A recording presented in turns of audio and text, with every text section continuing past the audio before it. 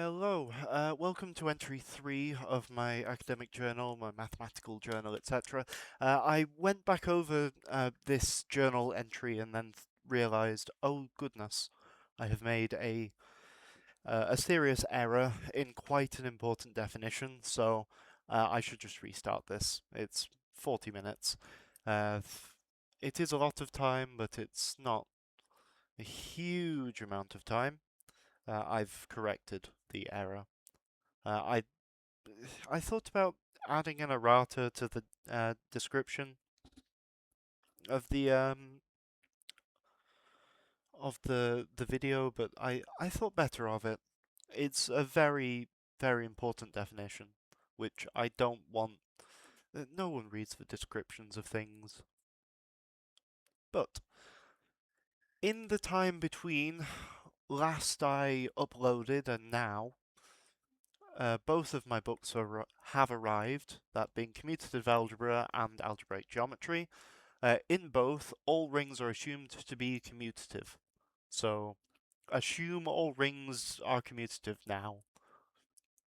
I should get my laser pointer out. Assume all rings are commutative now, unless I specifically say, this is the case for non-commutative rings. Sorry. Well, no, not laser pointer. Let's get straight into it. This recording is based roughly on sections 0.1 and 0.2 of Eisenbud, but not really. It's a bunch of definitions. It's more based upon my already existing notes, minus algebras. Algebras, especially in the conception that they are now here, it's new to me. But we continue. We went over fields, ring homomorphisms, and univariate and multivariate polynomial rings last time. So a field is a ring where you can divide, or a commutative ring rather. This is a non-commutative ring where you can divide. I was struggling to remember what it was called. It's either that or a skew field. A ring homomorphism is a mapping of the underlying sets of two rings, preserving the structure of the rings. That's basically what homomorphism means. It's a mapping of the underlying sets of two algebraic structures such that their structures themselves are respected. Given a ring homomorphism, you can define the bits which get sent to 0 and the bits which get sent to 2. I want you to prove this fact for me, which will come up later. In fact, it shows that a kernel is itself an ideal. And are ideals necessarily kernels? I would assume so. Sorry. Uh, so this follows very easily from the definition of a kernel and a homomorphism. But a univariate polynomial ring is things which look like this, or 1 plus x squared, or that, well, alpha. Or 1 minus 17 alpha plus 15 alpha cubed. They have to end, is the thing. So that's what this means. D is a number, or D is a non-negative integer. Or I equals naught, sorry. Not 1. Because this is a ring, you can add another indeterminate over it, and that we call a multivariate polynomial ring. These are called indeterminates because you've not actually applied any restriction upon them. So if you have R adjoin alpha such that alpha squared plus 1 equals 0, well, you've just got R adjoin I.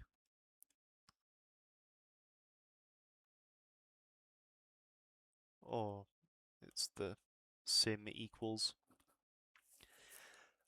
So I mentioned that you can evaluate you can evaluate polynomials by, if you have some polynomial f, then phi r of f is that evaluation. So say alpha cubed minus 15 alpha plus 1 is f, then the evaluation at alpha equals, let's say, 7 is 243 minus 15 times 7, which is 50. Oh, no, not. Yeah. Sorry, is 96 plus 7 is 103. Minus 103. Oh, look. Sorry. 140 plus 1. 141. Well, you can have a similar ring homomorphism from a multivariate polynomial ring. Where does this p live?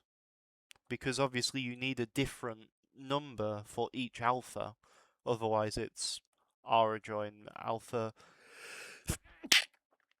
Sorry, r adjoin alpha 1 in dot dot dot alpha n into r adjoin alpha 1 dot dot dot alpha n minus 1. If you only give one number, that is a big clue. So where does where does p live, and is this a ring? The answer to the latter should be yes, unless I have seriously messed things up. It needs to be yes for classical algebraic geometry to work. So, last time I asked these two questions, or rather, is this a field, and do these turn this into a ring? But this is not a full proof of these.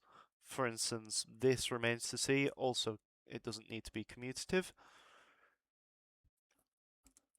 But the full proof is not super annoying past this. You just need a proof by induction, which I would recommend looking up if you don't know what that is. Induction on the degree of entries, which, as I say that, I need to give a more full treatment of polynomial rings because I did not introduce degrees. So a degree of an item f is the maximum power of alpha, or in terms of a multivariate, the maximum shared power of all the alpha i's in a single term. And a term is a power of alpha times an element of R. So, for instance, 17 is the degree of this, 1 is the degree of this. A element of R adjoin alpha dot dot dot is called homogeneous if it is the sum of things of the same degree, which informs the notion of a oh goodness, a graded ring and a ring grading, which is itself a fairly important construction in commutative algebra. But we oh goodness, that was too far. But yes, you use induction on the degree, so you show it's true for degree 0 and then prove it's true for degree 1 for these ones.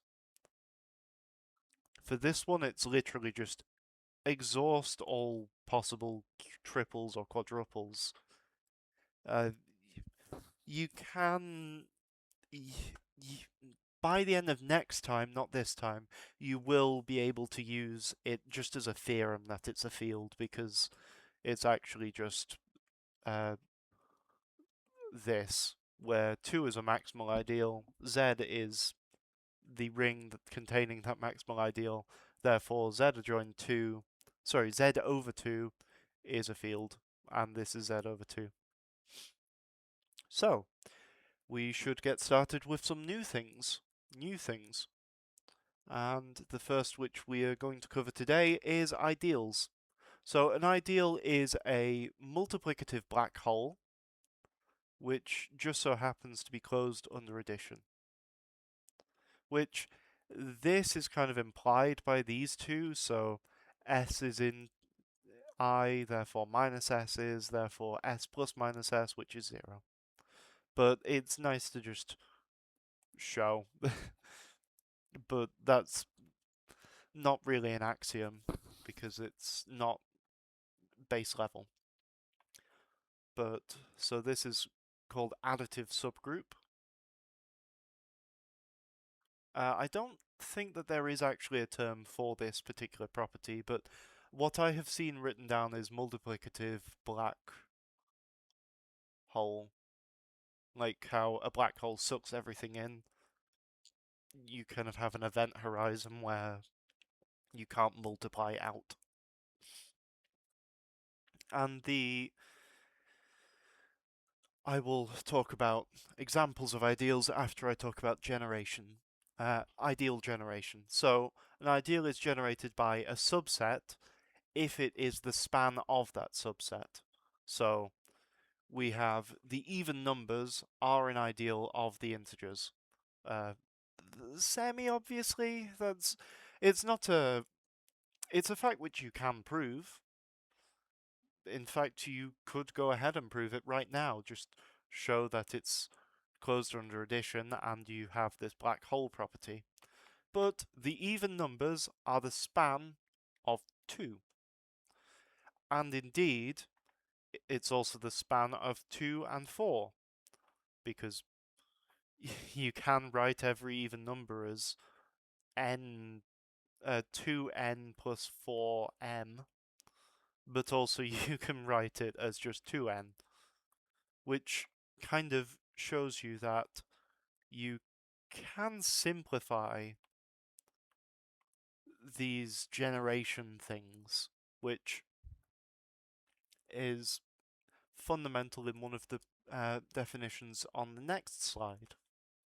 However, we continue on. An ideal is prime if a number being in it implies that one of its factors is.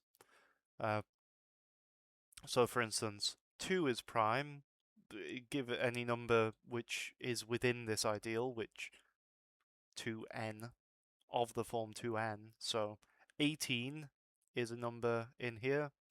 Oh look, it's a multiple of 2. 2 times 9. Meaning, oh look, 2 is in here. However, the ideal generated by 12, well, 12 equals 3 times 4. 12 is in here. 3 and 4 are not.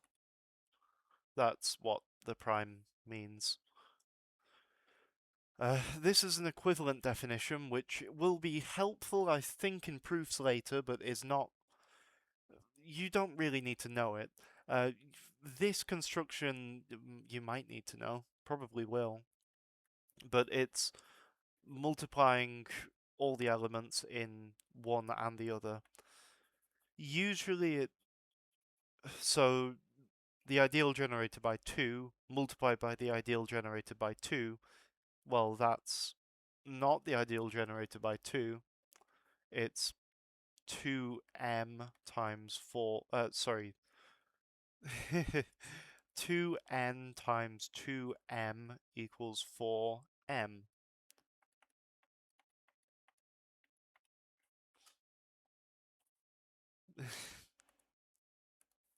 So that's one thing. You might be wondering why I'm only considering ideals which are generated by one element within the integers. It turns out that these are all the ideals within the integers. There are principal ideal domains, so I think z joined the square root of -5 might be. I'm not sure, but these have certain properties uh, if you change this to -d, then its congruence modulo 4 matters. But I digress a lot. I always digress. But an ideal is proper. An ideal is proper if it is not just the ring itself. The ring is an ideal, but it's kind of a boring ideal, so it's called a non-proper ideal. Similarly, 0 is an ideal, but it's kind of a boring ideal because, sure, it's the trivial group in terms of the additive subgroup thing, and I mean, this is the definition of 0. Well, fine. So, an ideal is proper if it is not equal to the whole space. An ideal is maximal if it is proper and not contained in any other proper ideal. So, for instance, 4 is contained within 2 because all multiples of 4 are automatically multiples of 2. 12 is also. Any multiple of 2 generating would be within it. However, 2 is itself a maximal ideal. Now, a local ring is a ring with precisely one maximal ideal. So, this exercise, which I would like you to do, which is also fairly easy, shows that any field is a local ring where the maximal ideal is 0. So, the K 0. But that's not really that's a boring example. But by the same token of 2 being a maximal ideal, so is 3. So is 5. So is 7, etc., etc., etc., etc. So you're not a local ring. You, the integers, are not a local ring. I don't know why I was speaking to the integers, but that's that's besides the point. There are other examples of local rings, but they don't spring to mind. And I looked through commutative algebra by Eisenbud, and he doesn't immediately give examples, but I didn't look very hard. But what I would like you to do is, one fact which will be useful here, which yeah will be useful here, is if 1 is in an ideal, then that ideal is not proper. So for this, you just need to show that 1 is within your ideal, and then bang, everything is. That's because given R in R, well, R times 1 is 1, but R times 1 is within I. Sorry, is R, so then R is within I, but I is well, this implies that R. Oh goodness, this implies that R is a subset of I, but I is defined to be a subset of R. Well, if this is how a lot of equality set theory proofs are done in maths. So you show that A is contained within B is contained within A. Oh look, that means that A equals B. And A is contained within B. This is precisely the same as saying that an element of A is necessarily an element of B.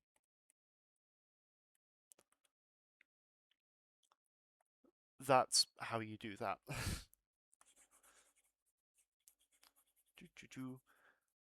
Oh, and say I is not 0, because otherwise it is 0.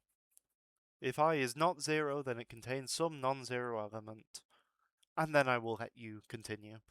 Anyway, let's move on to talking about the types of rings which one can define via ideals. This had another issue in the last recording, but I introduced a subring where it didn't really fit with any of the other definitions, because the other definitions they kind of peel out like an onion.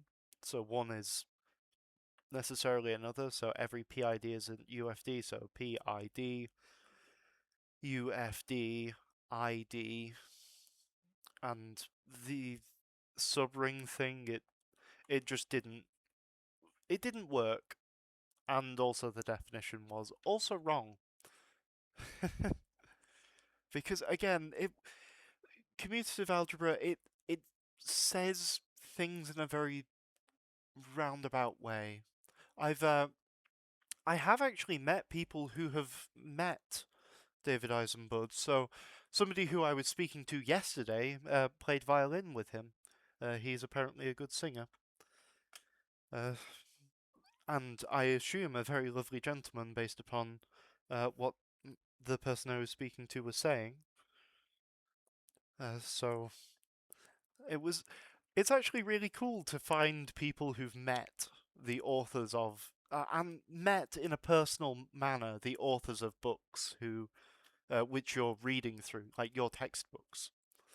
I Universities are really cool in that regard.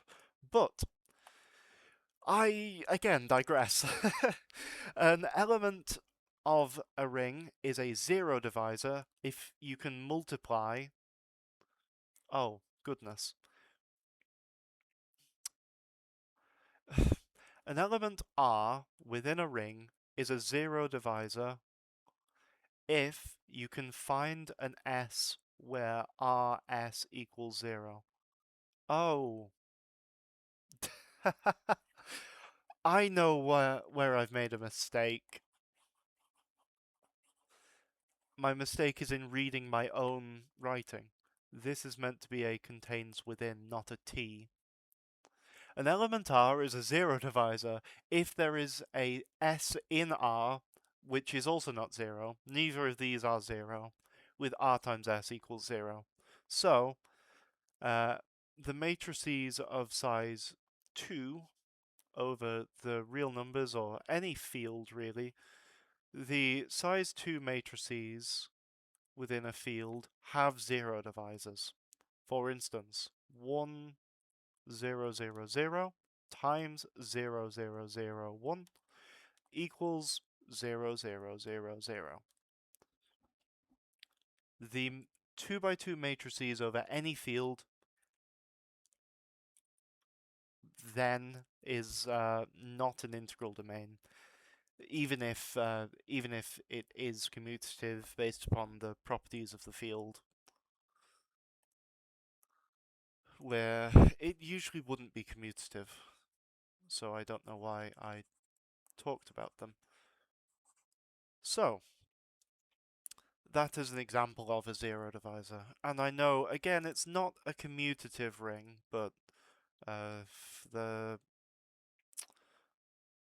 I think that's how you write it, the Sedenions, which okay, so you have the real numbers, and then you can create the complex numbers via a certain trick, and then from there you can create the Hamiltonians or the quaternions via doing that same construction.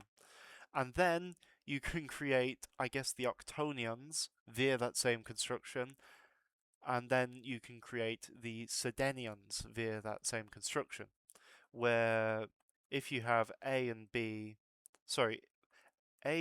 C, D equals, what would this be? A, C minus B, D, comma, B, C plus A, D. So uh, that is, I forgot what it's called. I think it's called the.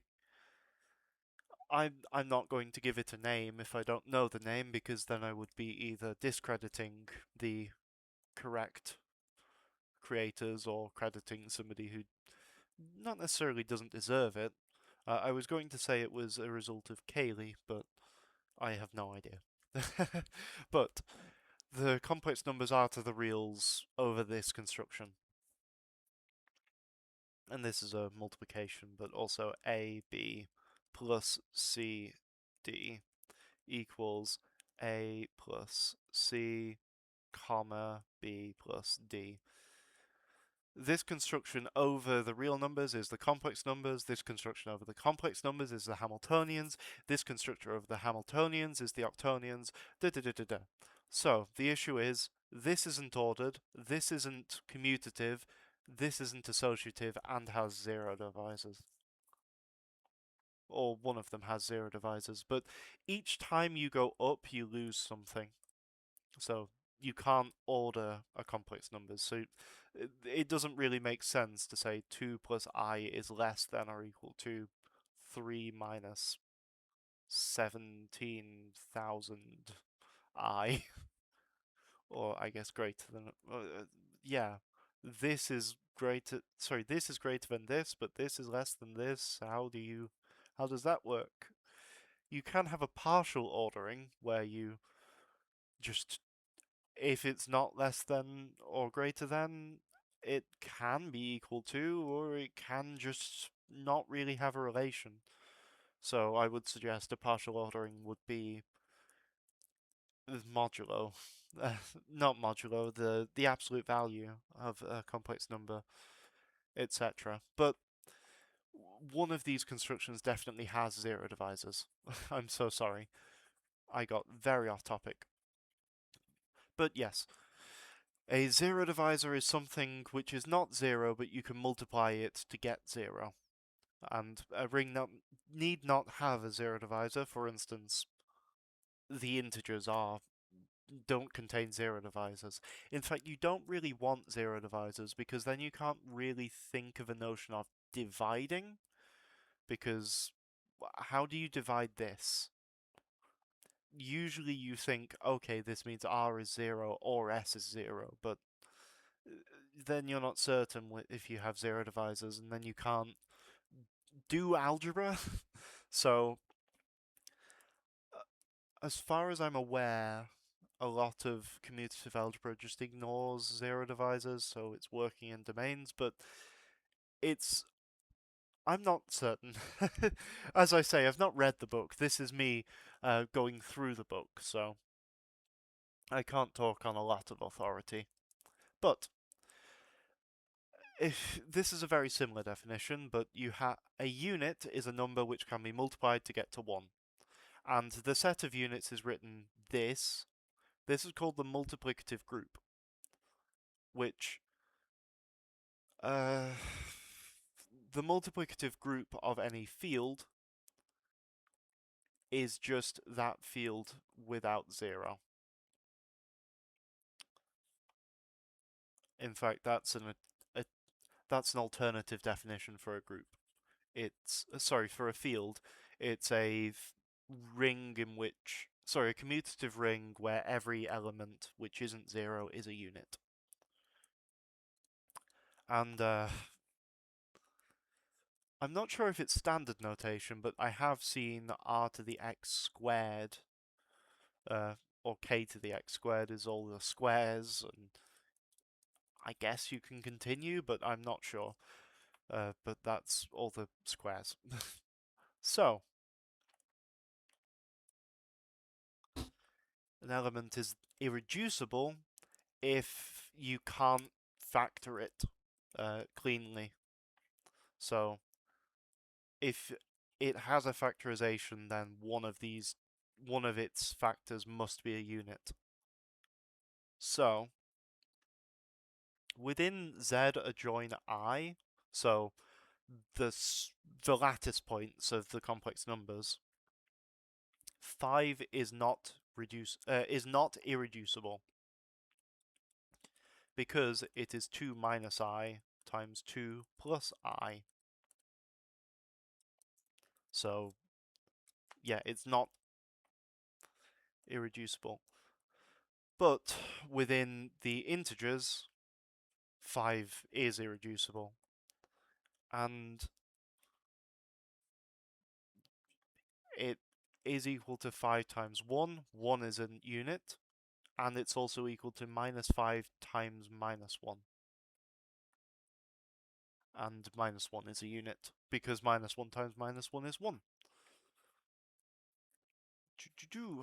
A commutative ring is an integral domain if you don't have zero divisors, where it gives you this nice, okay, something equals 0, then one of these factors has to be 0. So you can solve equations. I would also recommend you do this. Again, it's very easy, it's just follow the definitions.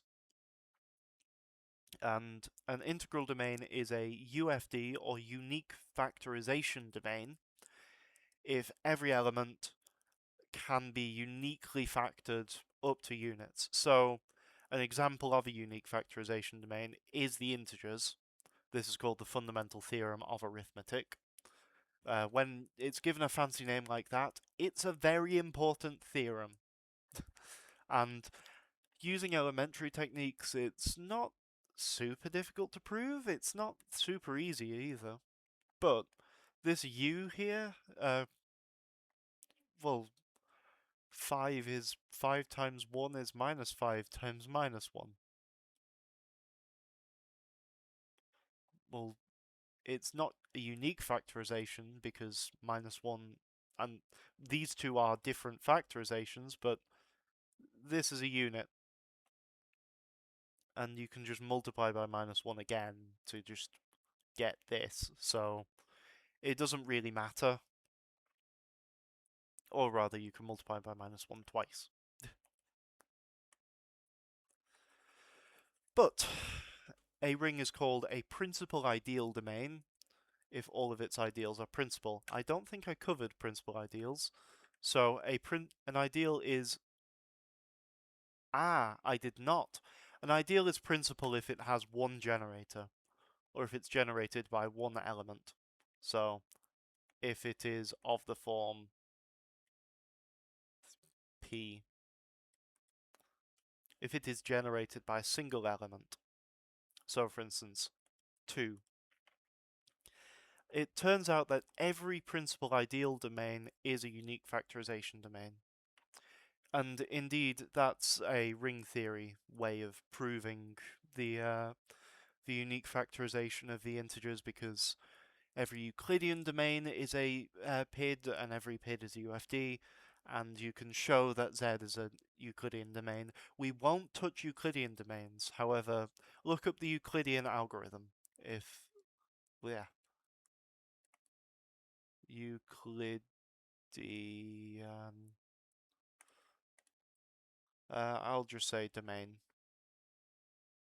Look up that, or if you get scared by that, look up the Euclidean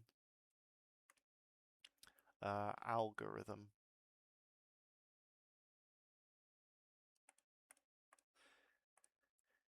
If you look at this this second one and just think, what is this actually doing?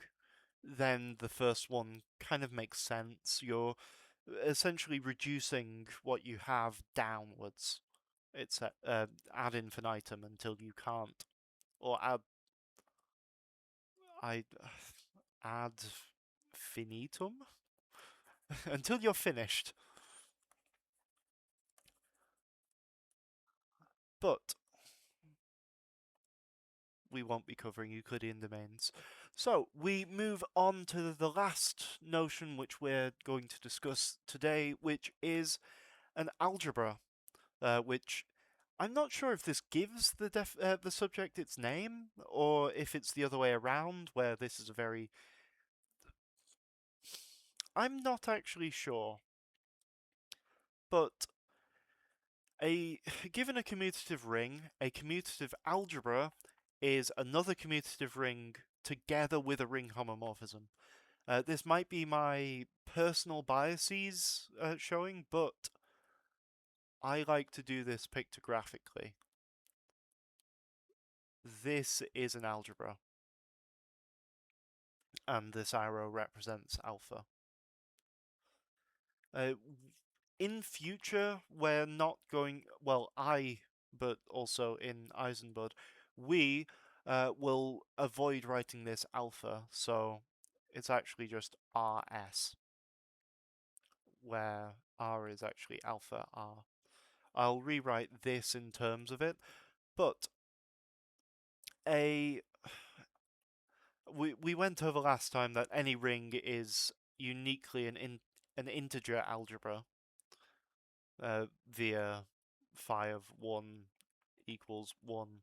Oh look, it's unique because phi of 1 has to be 1. And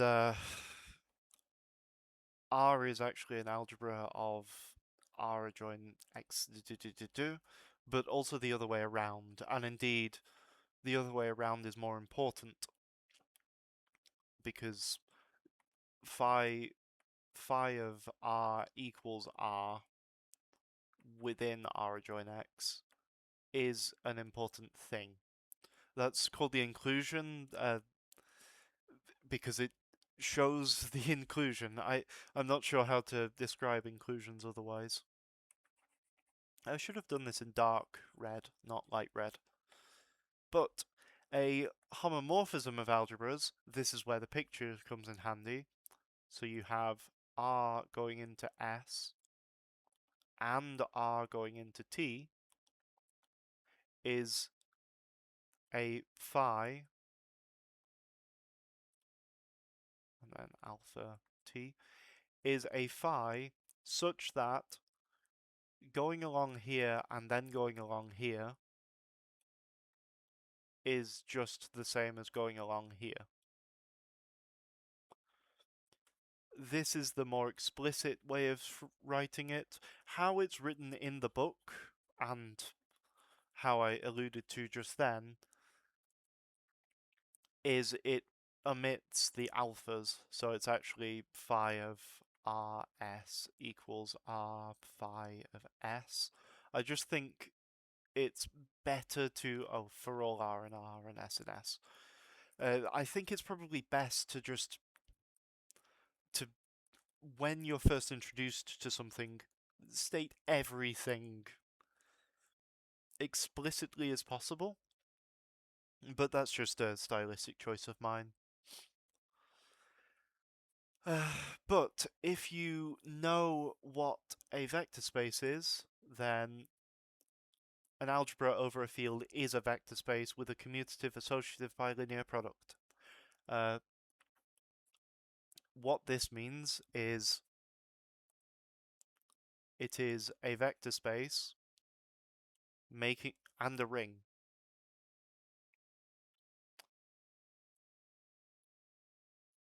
So for instance, if you have a field K, then K adjoin alpha is a is a K algebra, but it's also a vector space. Now, a vector space, I've not given the precise definition because I'm going to save that for next time. A vector space is a nice example of a module, which I will introduce next time. Basically, no. A module is a generalization of a vector space over non-fields, or it's a generalization of an additive group. But both work. The former, for me, is better, but the latter is nicer in some oh, my goodness, I've forgotten the word. In some occasions. My goodness. on some occasions it's better. But keep this in mind when this will be gobbledygook until I continue on with describing what a module is. But a ring algebra is a commutative ring algebra over a commutative ring is a specific example of a algebra over a ring where it's just a module with a bilinear product, an associative bilinear product. Or I'm not sure if it's meant to be associative. I'm not certain, but an algebra over a ring in general is a module with an associative bilinear product. It's a commutative algebra over a ring if it is a module with a commutative associative bilinear product, and then you just assume that both are commutative. But if you have a commutative associative bilinear product and it's a module, then it is a ring. Is the shortcut which is used here, or the conceptual packaging, I guess, which is used here. Well, an associative bilinear product on a module forces it to be a ring.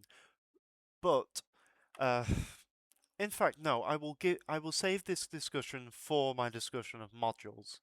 My next bit, which will probably be, oh goodness, will I need to, I can write it here.